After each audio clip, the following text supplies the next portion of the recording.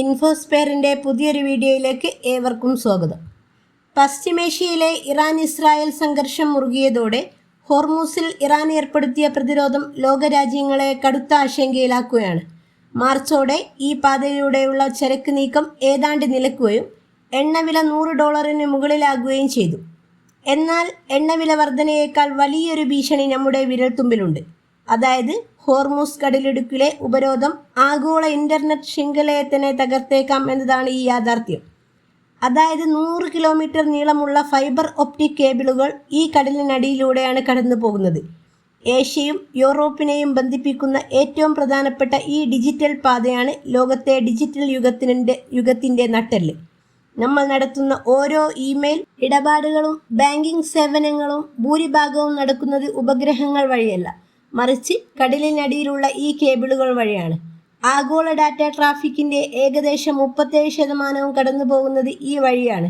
ഈ മേഖലയിലെ തടസ്സങ്ങൾ ആഗോള വിനിമയത്തെ പൂർണ്ണമായും ബാധിക്കും. US സൈനികരെ ഗൾഫ് രാജ്യങ്ങൾ ആതിഥേയത്വം വഹിക്കുകയാണെങ്കിൽ കടലിനടിയിലെ ഇൻ്റർനെറ്റ് കേബിളുകൾ വിച്ഛേദിക്കുമെന്ന് ഇറാൻ ഭീഷണിപ്പെടുത്തുകയാണിപ്പോൾ. ആഗോളതലത്തിലുള്ള ഇൻ്റർനെറ്റിൻ്റെ 17% ചെങ്കടലിനടിയിലൂടെ കടന്നു പോകുന്നത്. അവ തകരാറിലായാൽ മണിക്കൂറുകളല്ല മാസങ്ങളോളം ഇൻ്റർനെറ്റ് തടസ്സപ്പെട്ടേക്കും. ഫൈബർ ഒപ്റ്റിക് കേബിളുകളുടെ ഒരു വലിയ ശൃംഖലയാണ് ചെങ്കടലിനടിയിലൂടെ കടന്നു പോകുന്ന ഇൻ്റർനെറ്റ് കേബിളുകൾ. പ്രാദേശിക ഇൻ്റർനെറ്റിൻ്റെ ഏകദേശം 30% ഈ കേബിളുകൾ വഴിയാണ് കൈമാറ്റം ചെയ്യപ്പെടുന്നത്. ഇവ ഏഷ്യൻ, യൂറോപ്പ്, മിഡിൽ ഈസ്റ്റ് എന്നീ ഭൂഖണ്ഡങ്ങളെ തമ്മിൽ ബന്ധിപ്പിക്കുന്നു. ഇത് ഇന്ത്യയെ എങ്ങനെ ബാധിക്കുന്നെന്ന് നോക്കാം. Oman, UAE, Qatar, Bahrain, Kuwait, Iraq, Pakistan, Saudi Arabia തുടങ്ങിയ രാജ്യങ്ങളിലെ ലാൻഡിംഗ് സ്റ്റേഷനുകളിലൂടെയാണ് ഈ കേബിൾ കടന്നു പോകുന്നത്. ഈ രാജ്യങ്ങളിൽ മിക്കവയും നിലവിൽ സംഘർഷ മേഖലകളോട് ചേർന്നാണ് കിടക്കുന്നതും. ലോകത്തിലെ ഏറ്റവും വലിയ ഇൻ്റർനെറ്റ് ഉപഭോക്താക്കളിൽ ഒന്നായ ഇന്ത്യയുടെ വലിയൊരു ഭാഗം ഡാറ്റ ട്രാഫിക്കും പടിഞ്ഞാറൻ ഏഷ്യയിലെയും യൂറോപ്പിലെയും സെർവറുകളുമായി ബന്ധിപ്പിച്ചിരിക്കുന്നത് ഈ കേബിളുകൾ വഴിയാണ്. കേബിളുകൾക്ക് തടസ്സം നേരിട്ടാൽ ഇന്ത്യയിലെ ഇൻ്റർനെറ്റിൻ്റെ വേഗത, ക്ലൗഡ് സേവനങ്ങൾ, ഡിജിറ്റൽ ബിസിനസ് പ്രവർത്തനങ്ങൾ എന്നിവയെ നേരിട്ട് ഇത് ബാധിക്കുമെന്ന് ഒരു സംശയവും വേണ്ട.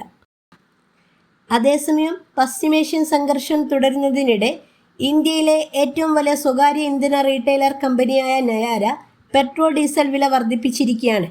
പെട്രോളിന് 5 രൂപയും ഡീസലിന് 3 രൂപയുമാണ് വർദ്ധിപ്പിച്ചത്. ഭോപ്പാലിലെ നയാര പെട്രോൾ പമ്പിൽ മുമ്പ് പെട്രോളിന് 106 രൂപയായിരുന്നു വിലയെങ്കിൽ നിലവിൽ 111 രൂപയായി വർദ്ധിപ്പിച്ചു. ഡീസൽ വില ലിറ്ററിന് 91 രൂപയിൽ നിന്ന് 94 രൂപയായി ഉയർത്തി. രാജ്യത്തെ ഏറ്റവും വലിയ സ്വകാര്യ ഇന്ധന റീറ്റെയിലറായ നയാര പെട്രോൾ ഡീസൽ വില വർദ്ധിപ്പിച്ചത് ഇന്ത്യയിലുടനീളം പെട്രോൾ ഡീസൽ വിലകളിൽ വർധനവ് ഉണ്ടാകുമോ എന്ന ആശങ്ക ശക്തമാക്കിയിട്ടുണ്ട്. പ്രതിവർഷം 20 ദശലക്ഷം ടൺ ശേഷിയുള്ള ഇന്ത്യയിലെ രണ്ടാമത്തെ വലിയ സിംഗിൾ സൈറ്റ് റിഫൈനറിയായ വാദിനാർ ഓയിൽ റിഫൈനറി നടത്തുന്ന നയാര രാജ്യത്തുടനീളം 6500-ലധികം പെട്രോൾ പമ്പുകൾ പ്രവർത്തിപ്പിക്കുന്നുണ്ട്.